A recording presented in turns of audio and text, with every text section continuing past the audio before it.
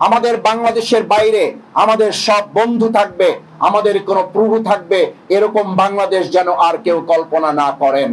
নেপথ্যে থেকে যারা ভূমিকা পালন করেছেন, সেই সময়ের তৎকালীন প্রধানমন্ত্রী শেখ হাসিনা কোনোভাবেই এই দায় এড়াতে পারেন না।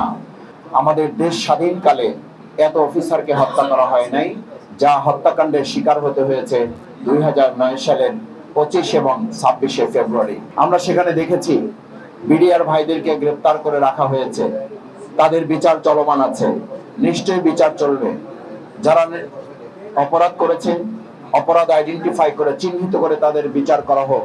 কিন্তু আমরা এটাও জেনেছি, কারো কারোর সাথে কথা বলে আমাদের কাছে মনে হয়েছে শুধুমাত্র বিচারের নামে বহু বিডিআর সদস্যদেরকে মাসের পর মাস, বছরের পর বছর অন্যায়ভাবে বিচার সম্পন্ন না করে তাদের পরিবারগুলোকেও এবং ব্যক্তিদেরকেও, বিডিআরদেরকেও ধ্বংস করে দেওয়ার আরেকটা চক্রান্ত করা হয়েছে বলে তাদের সাথে কথা বলে আমাদের কাছে মনে হয়েছে।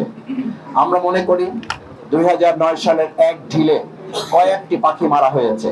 প্রথমত, সেদিন 9 সালে এই হত্যাকাণ্ডের মধ্য দিয়ে 2014 সাল, 2018 সাল, 2024 সালের রাত্রিকালীন ভোট, আমি এবং দামির ভোট এবং জনগণহীন এক ভোট সম্পন্ন করার জন্য দেশপ্রেমিক সেনাবাহিনীর সদস্যদেরকে হত্যাকাণ্ডের মাধ্যমে তারা তা সম্পন্ন করতে চেয়েছিলেন এবং কিছু কিছু ক্ষেত্রে তারা সফল হয়েছিলেন। বিচারের নামে কোনো কোনো ক্ষেত্রে প্রতিহিংসার রাজনীতি করা হচ্ছে, আবার কোনো কোনো ক্ষেত্রে পছন্দ মতো সমঝোতারও একটা রাস্তা বের করার চেষ্টা দেশি বিদেশি ষড়যন্ত্রের মাধ্যমে কেউ কেউ বাস্তবায়ন করছেন। তো যে এই বিডিআরদেরকে কোনো একটা জায়গা থেকে তাদেরকে উস্কানি দিয়ে, তাদের নেপথ্যে থেকে সেই সময় যারা ভূমিকা পালন করেছেন, কুশীলব হিসাবে যারা কাজ করেছেন, নেপথ্যে থেকে যারা ভূমিকা পালন করেছেন, সেই সময়ের তৎকালীন প্রধানমন্ত্রী শেখ হাসিনা কোনোভাবেই এই দায় এড়াতে পারেন না।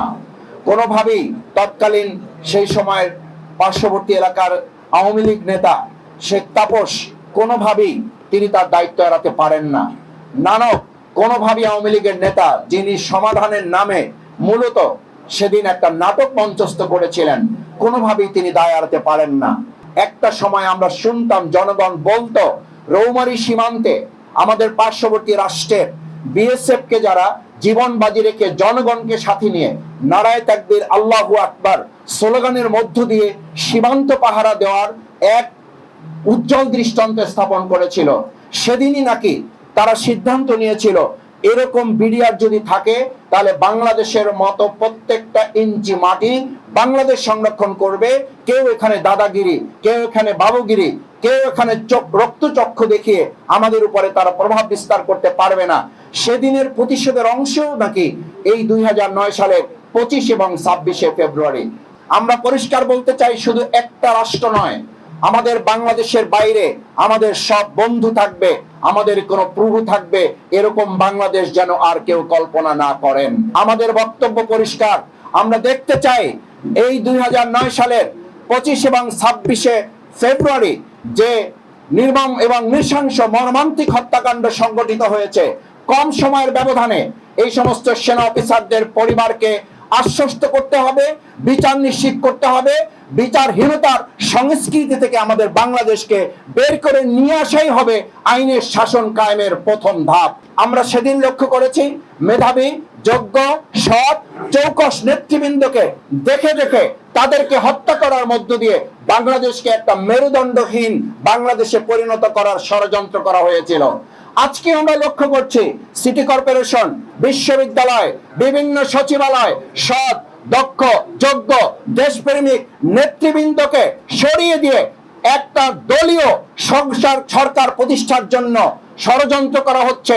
জনগণ অত্যন্ত ঘৃণার সাথে এই সমস্ত পরিকল্পনাকে প্রত্যাখ্যান করতে চায়, কারণ আমাদের সকলের কথা ছিল সবার আগে বাংলাদেশ, সবাই মিলে বাংলাদেশ। যদি তাই হয় তাহলে সৎ অফিসারদেরকে সরিয়ে দিয়ে, সৎ শিক্ষাবিদদেরকে সরিয়ে দিয়ে, আদর্শ, যোগ্য, দক্ষ, দেশপ্রেমিক অফিসারদেরকে সরিয়ে দিয়ে একটা সবাই মিলে বাংলাদেশ, সবার আগে বাংলাদেশ গঠিত হতে পারে না। আমাদের বিচারের জায়গাগুলো আস্তে আস্তে সংকুচিত করা হচ্ছে। যারা সুন্দর সুষ্ঠু বিচার করছিলেন সেই জায়গাগুলো সরিয়ে দিয়ে দলীয় লোক বসানো হচ্ছে, আপত্তি নাই। কিন্তু এই লোক বসানোর সাথে সাথে একের পর এক বিচারের নামে মামলায় যাদের আইজাহারে নাম আছেন, হত্যা মামলার আসামি, তারা এই সরকার প্রতিষ্ঠিত হয়ে যাওয়ার পর কি করে 3 দিনের মাথায়, 4 দিনের মাথায়, 5 দিনের মাথায় তারা জামিন পেয়ে যায়। এটা রীতিমতো জুলাই শহীদদের প্রতি বিশ্বাসঘাতকতা ছাড়া আর কিছু হতে পারে না। এবং আমরা এটাও লক্ষ্য করছি, কেউ কেউ আমাদেরকে বলেন মাসুদ ভাই চকলেটের যেমন দোকান খোলে, ফুচকার যেমন দোকান খোলে, আমাদের বিগত দিনের ফ্যাসিস্ট আওয়ামী লোকেরা বর্তমান একটা সরকার প্রতিষ্ঠিত হওয়ার পর এরকম কিছু কিছু খুচরা দোকানও খোলা শুরু হয়েছে। আবার কোন এক কুচক্রী মহল আমাদের এই সমস্ত সৎ দক্ষ যোগ্য দেশপ্রেমিক অফিসারদেরকে বিপদে ফেলার ষড়যন্ত্রের নেপথ্য নায়ক হিসেবে ভূমিকা পালন করবেন, এরকম পরিস্থিতি বাংলাদেশের মানুষ আর দেখতে চায় না। ইউএফটি ফার্স্টের সাথে ট্রেড করুন যে কোনো জায়গা থেকে, ক্যাম্পাসে ক্লাসের ফাঁকে, ঢাকার জ্যামে বসে কিংবা ঘরে বসে। ট্রেডিং এখন হাতের মুঠোয়, তাই ট্রেড করুন যখন খুশি যেখানে খুশি।